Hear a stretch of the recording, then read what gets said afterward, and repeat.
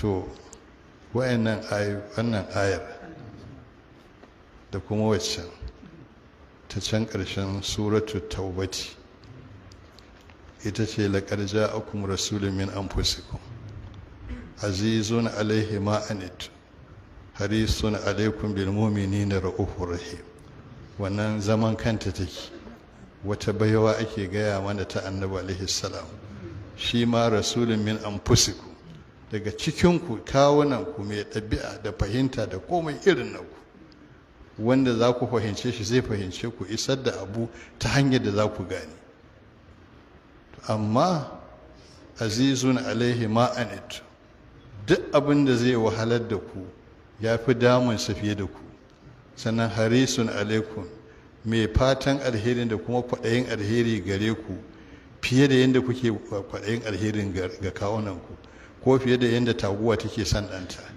bil mu'minina ra'ufun, ga mu'minai shi mai kare su ne kasa faɗa wahala, rahimin ko mai tsamo su ne in sun faɗa cikin wahala din. To anan wanda da yake so ya gane wannan na alaihi salatu wassalam sai ya saurari magana da Ja'far ibn Abi Talib radiyallahu anhu yayi a gaban Najashi lokacin da aka je aka ce da Najashi ya koro mutanen Makka ya dawo da su wanda suka yi hijira. Inna lillahi wa inna ilaihi subhanallah.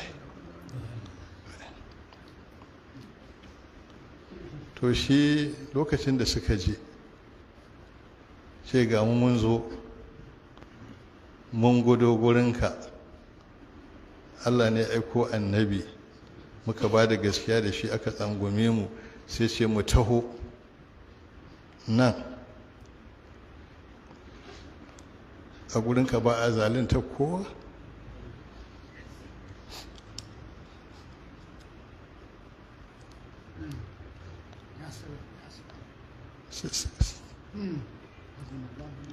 sai suka ce a cikinmu akwai yassa annabi alaihissalam ita ce Ruqayya da mijinta.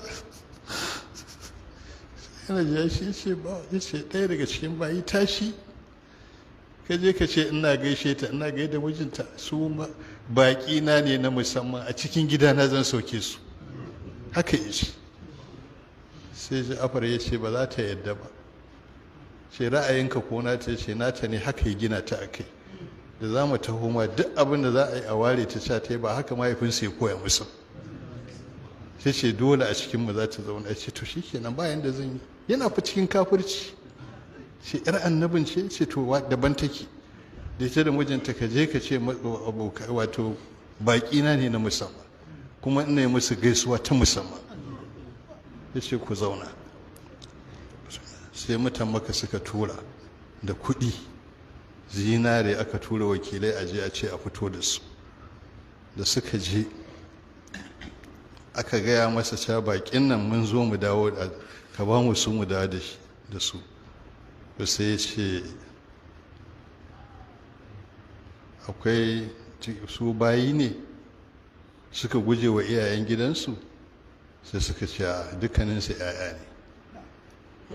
sun ci kudin wani ne suka gudu don su cinye kudin kar a kasu biya. aka ce a sun yi wa wani kisan kai, sun yi ta'adda, sun taba masa wani abu nasa na ta'addanci wanda yake neman a hukunta su. ce a to akan me kuke so a dawo da su? duk wanda ya gudu ake so a dawo da shi sai da ɗayan wa'annan ukun ai, to an ba shi da shi. shikenan sai suka ce ai sun zo da wata da'awa ne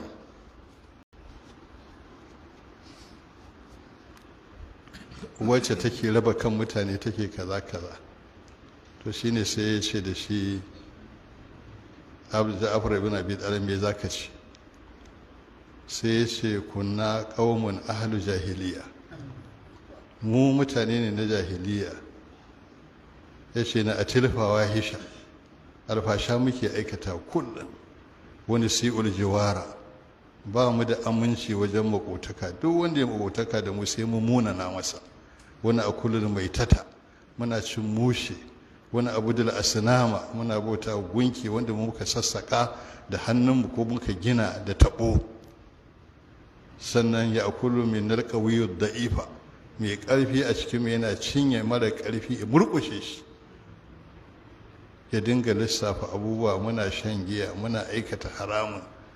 To sai kuma aka aiko annabi a cikinmu na arifu nasabu, mun san nasabarsa, wani arifu sidikahu, mun san gaskiyarsa, wa amanatahu, mun san amanarsa. Fara shidana ila tauhidillahi, ya ce da mu bauta wa Allah shi ɗaya. Sannan wa'allamana makarimal akhlaq, ya koya mana kyawawan halaye, ce mu ci mu rike amana, ya ce mu kyautata wa makota, mu taimaki mai karamin karfi, ya dinga lissafi. To wannan shine rasulun min anfusikum azizun alaihi ma anittum harisun alaikum bil mu'minina ra'ubin. Ya gina tunanin mutane, ya dora su akan mai kyau, ya sauke su daga mara kyau. To ita waccan, wannan kuma ya tulo alaihimu ayati, nan ko bangaren ilimi ne. Bayan ya cire miyagun halayen, to shikenan sai kuma ilimi.